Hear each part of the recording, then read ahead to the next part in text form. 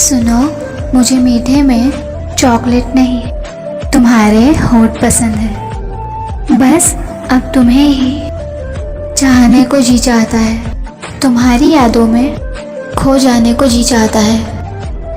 लगा दी है तुमने ऐसी इश्क की आग कि अब हर वक्त तुमको चूमते रहने को जी चाहता है। हैप्पी किस डे।